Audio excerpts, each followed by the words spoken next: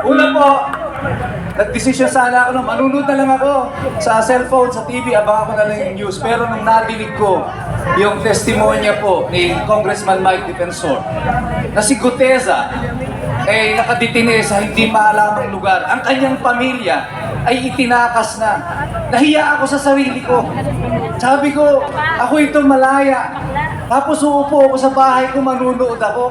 Samantalang si Guteza nakipaglaban lang sa katotohanan, nagsabi lang ng totoo. Eto siya ay kinulong.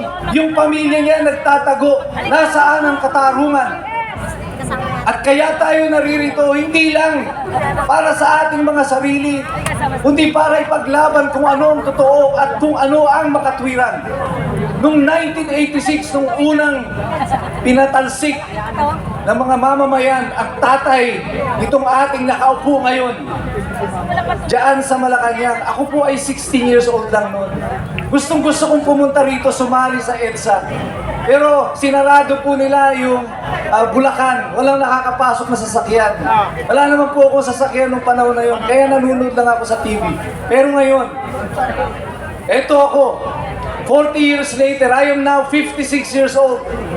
At eto, pinagmamasan ko, muling inuulit ang kasaysayan sa ating harapan. Ang revolusyon muling nauulit ng mga mamamayan. At sino ang titindig? Tayo uli, yung mga ordinaryong tao. Kayo ng mga mamamayan, ang mga retired generals, ang lahat ng mga tao na narito sa mga probinsya na sumusuporta sa atin.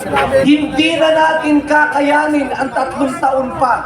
Bagsak ang dolyar, ang ekonomiya, ang turismo, lahat ng presyo ng bilihin mahal. Hindi natin kakayanin ito, hindi tayo lalagpas ng 1 taon. Magkakagulo tayong lahat. Ito na ang panahon. Pagamat tayong lahat dito, marami na po nagsuwi kanina, umulan. Inaabot na tayo ng ulan, pero tayo ay nanatili dito. Sapagkat alam natin hindi pa tapos ang laban. Hanggat naririyan pa, nandito tayo. At lalaban tayo hanggang matapos ito. Noong 1896, nag-umpisa po ang revolusyon ng Pilipinas. Si Andres Bonifacio tumindig sa liwasan, pinunit ang kanyang sedula. Hudyat ng revolusyon ng Pilipinas noon. At sa kanyang pagtataas ng kamay, isinaboy niya ang kanyang sedula at sinabi niya sa kanyang mga kababayan, ang kanyang hudyat, sugod. Ang sabi niya, sugod.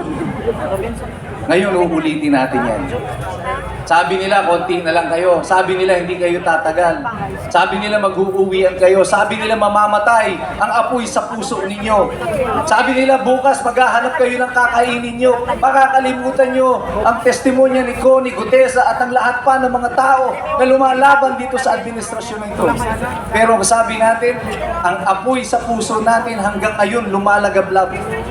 At sa aking hudyat, sa pagtataas ng aking kamay, sabay-sabay tayong sisigaw. Kaya ba natin yun? Ang isisigaw natin sa pagtaas ko ng aking kamay, sugod. Sige nga, testing nga. 1, 2, 3. Sugod! Hindi po sogo, ha? Sugod. At kapag sumigaw kayo ng sugod, kailangan yung talagang gigil na gigil kayo. Yung para bang nahuli nyo yung mister nyo papasok sa beer house. Hay! Nakita nyo yung namutang sa inyo ng 10 taon na, hindi kayo binabayaran. Biglang sumulpot. Diba? Yung utang mo! Ganyan ang ating sigaw. Ulit, sabihin natin. 1, 2, 3. Sugod! Sa aking hudyat, pag tinaas ko yung kamay ko, sabay-sabay tayong sisigaw ng sugod! Malacanang! Dali lang. Malacanang, pakinggan nyo ang tinig ng mga taong inyong inapi na ginawa ninyong mga ulila sa kanilang ama na pinadala nyo sa ibang bansa. Ngayon, gabing ito, sumisigaw ang taong bayan! Pakinggan nyo ang tinig ng mga taong inyong pinapatay, inyong inalipusta, ipinakulong. Ngayon, tumitindig dito sa EDSA, binabawi ang kapangyarihan, ipinahiram sa inyo. Pakinggan nyo ang sigaw ng mamamayang Pilipino! Suko! Magandang gabi po sa inyong lahat. Okay!